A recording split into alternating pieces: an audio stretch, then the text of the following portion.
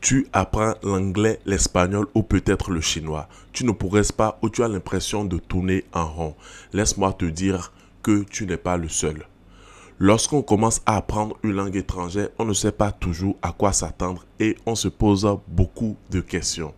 Aujourd'hui, dans cette vidéo, nous allons parler des 5 erreurs inévitables que tu commets et qui peuvent te faire perdre jusqu'à 70% de ton temps lors de ton apprentissage. Pour un esprit non préparé, cela peut s'avérer très contre-productif de toujours commettre ces mêmes erreurs. Mais ne t'inquiète pas, je vais également partager avec toi mes 5 astuces clés pour éviter ces erreurs courantes qui m'ont permis d'atteindre un niveau avancé en chinois et d'en faire mon métier.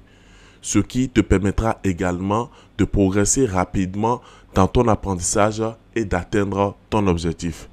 Et surtout, à la fin de cette vidéo, je te donnerai le conseil le plus important de tous pour toujours garder le cap dans ton apprentissage. Et si tu es nouveau ici, abonne-toi pour rejoindre une communauté de passionnés de l'apprentissage des langues. Sans plus attendre, prends une feuille, un papier, attache ta ceinture de polyglotte, c'est parti. Salut et bienvenue dans cette vidéo. Je m'appelle Espoir Tossou, je suis interprète chinois-français et sur cette chaîne, je partage avec toi ma passion de l'apprentissage des langues et toutes mes connaissances accumulées au fil des années afin de te permettre d'augmenter radicalement ta confiance en toi et d'atteindre tes objectifs d'apprentissage. Quand il s'agit d'apprendre une langue, l'erreur numéro 1 à éviter de commettre est de ne pas avoir une vision claire du temps nécessaire pour apprendre cette langue. Beaucoup surestiment leur capacité et espèrent atteindre la maîtrise d'une langue en un temps record, comme le fameux piège du « je vais parler couramment en 2 semaines ». Nous avons tous été victimes de cette illusion au moins une fois dans notre vie et malheureusement cela amène souvent à la déception et à l'abandon prématuré. Il est essentiel de comprendre que l'apprentissage d'une langue étrangère est un processus qui demande du temps et de la persévérance. Et ne pas avoir une vision réaliste du temps nécessaire pour apprendre, pour atteindre ton objectif peut allonger interminablement ton voyage linguistique. Et tu risques de tourner en rond puis d'abandonner. Mon astuce numéro 1 pour gagner du temps et dépasser cette erreur est d'établir un objectif sur le long terme. Je te raconte une petite histoire. Lorsque j'ai commencé à apprendre le chinois, je savais exactement ce que je voulais en faire, c'est-à-dire devenir interprète chinois-français. C'était mon rêve. Je savais donc ce qu'il fallait faire et je savais qu'il me fallait 3 à 4 années pour atteindre un niveau acceptable afin de prétendre à cette carrière d'interprète.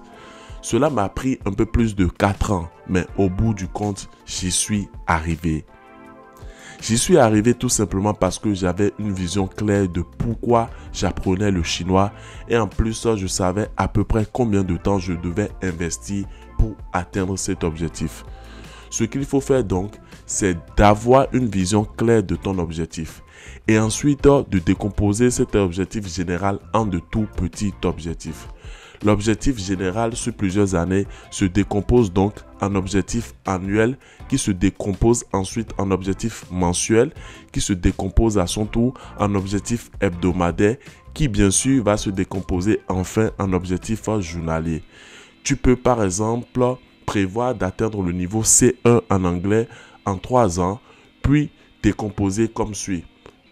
Atteindre le niveau A1 en 3 mois. Atteindre le niveau A2 en 6 mois et atteindre le niveau B1 en 1 an. Ensuite, tu vas vouloir atteindre le niveau B2 en 1 an et demi, puis finalement atteindre le niveau C1 en 3 ans. Ensuite, il faut absolument faire un plan détaillé, puis le suivre à la lettre. Lorsqu'il s'agit d'apprendre une langue étrangère, la constance est la clé. Imagine que tu es en train de construire un château de cartes. Tu ne peux pas simplement ajouter une carte de temps en temps et espérer que ton château se tienne debout. Mais tu dois y consacrer du temps et de l'attention régulièrement. Définis tes attentes et fais un plan comme les horaires d'apprentissage, les compétences à travailler et tiens-t'y comme s'il s'agissait d'un rendez-vous galant avec ton crush. Qu'il s'agisse de 15 minutes par jour ou de plusieurs heures par semaine, assure-toi d'allouer du temps à ton objectif linguistique. Et n'oublie pas, si tu manques un jour, ne t'inquiète pas. Si ton crush t'aime vraiment, il te donnera une nouvelle chance. Si tu veux que je fasse une vidéo sur comment définir sa vision générale et se faire un programme d'apprentissage sur mesure, dis-le moi dans les commentaires. La deuxième erreur la plus fréquente est de ne pas commettre des erreurs d'apprentissage. Oui, tu m'as bien entendu, ne pas commettre des erreurs d'apprentissage est bel et bien une erreur. Je t'explique. Lorsque tu apprends une langue, tu as tendance à te concentrer uniquement sur la grammaire et le vocabulaire, négligeant ainsi l'aspect qui est très important, à savoir la pratique orale. Alors que pour réussir à parler une langue, il est crucial de pratiquer activement la conversation, d'écouter et de parler autant que possible. Il est important de savoir que les erreurs font partie intégrante du processus d'apprentissage et c'est en faisant des erreurs que tu apprends et que tu progresses. Alors ne sois pas trop dur avec toi-même lorsque tu trébuches sur une prononciation difficile ou tu confonds les mots. Les erreurs sont en réalité une opportunité d'apprendre et entre nous, même toi en tant que locuteur natif, tu continues toujours à commettre des erreurs. Pour l'anecdote, durant mon parcours d'interprète, j'ai rencontré plusieurs Chinois qui étaient analphabètes et qui ne pouvaient ni lire ni écrire les caractères chinois alors que moi je pouvais. Donc ne t'inquiète pas. Souviens-toi juste de ceci. Celui qui ne fait pas d'erreur n'apprend rien de nouveau. Alors n'aie pas peur de te tromper. Prends-le comme un signe que tu es en train de grandir dans ton apprentissage. Et qui sait, peut-être que tes erreurs deviendront des histoires drôles que tu raconteras à tes amis plus tard. Mon astuce pour contourner ce problème est de privilégier la pratique orale en m'engageant dans des conversations régulières avec des locuteurs natifs. Et si tu ne peux pas échanger avec des locuteurs natifs, tu peux trouver d'autres apprenants de la langue, surtout avec des amis du même niveau que toi. Comme ça, même si tu fais des erreurs, cela ne te gênera pas trop parce que tu te diras qu'ils en font également. Une autre stratégie est de se faire ami avec des natifs de la langue que tu apprends. Mais particulièrement ici, c'est que cette personne doit être bienveillante. Comme ça, tu te sentiras en sécurité avec cette personne lorsque vous parlez et tu pourras donc progresser plus vite parce qu'elle est bienveillante envers toi. Et si tu peux trouver un partenaire linguistique qui a toutes ces qualités, je pense que cela va beaucoup t'aider. Et n'oublie pas que plus tu pratiqueras l'oral, plus tu gagneras confiance en toi. La troisième erreur est le manque de stratégie d'apprentissage efficace. Beaucoup d'apprenants adoptent une approche désorganisée en se concentrant sur des tâches sans lien entre elles. Il est essentiel d'établir un plan d'apprentissage clair, comprenant des objectifs spécifiques et des étapes mesurables pour progresser de manière cohérente. Imagine-toi en train de construire la maison de tes rêves sans plan ni fondation solide. Tu sais que si tu fais comme ça, tu laisseras sûrement ta maison inachevée. Laisse-moi te dire qu'il en est de même pour l'apprentissage des langues. Il ne suffit pas juste de faire un programme d'apprentissage. Tu dois avoir une stratégie solide pour éviter de t'éparpiller dans toutes les directions. Tu dois définir des objectifs clairs et mesurables, planifier ton apprentissage en fonction de ton emploi du temps et utiliser des différentes ressources pour diversifier ton apprentissage. Il y a tellement d'applications que tu peux facilement trouver celle qui te correspond. Et le plus important ici est d'être malin en développant une stratégie qui te correspond. Si tu n'as pas de plan, tu risques de te retrouver dans un vrai désordre. Alors prends le temps de t'asseoir et de concevoir ta propre stratégie d'apprentissage. Et rappelle-toi aussi que même si parfois tu dois réajuster tes stratégies et tes plans, ce n'est pas un problème. Cela fait partie du processus. Mon astuce pour développer une bonne stratégie est de m'inspirer à fond des personnes qui ont déjà accompli ce que je rêve d'accomplir et de le réajuster à mes propres objectifs.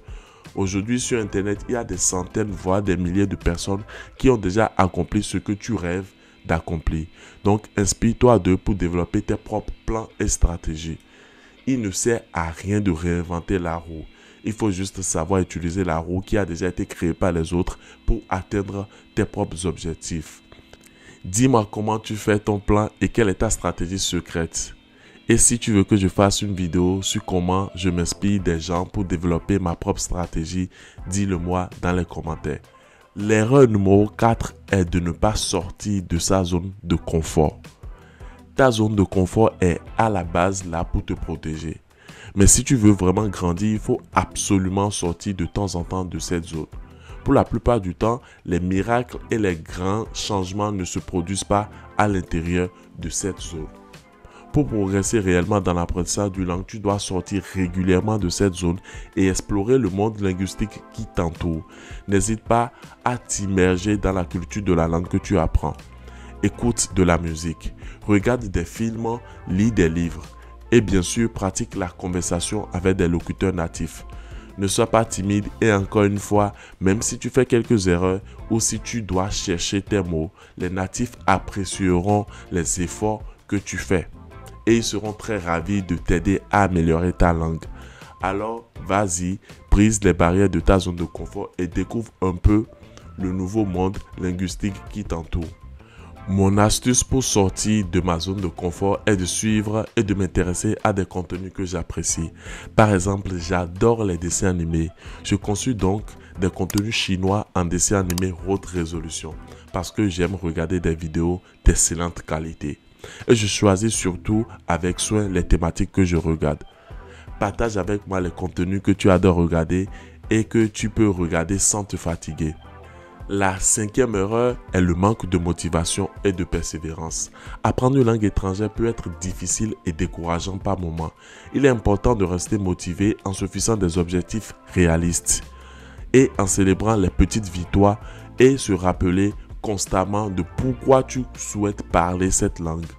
Statistiquement parlant, près de 99%, pour ne pas dire 100% des personnes qui n'ont pas pu apprendre une langue ne l'ont pas fait parce que pour une raison ou pour une autre, ils ont abandonné.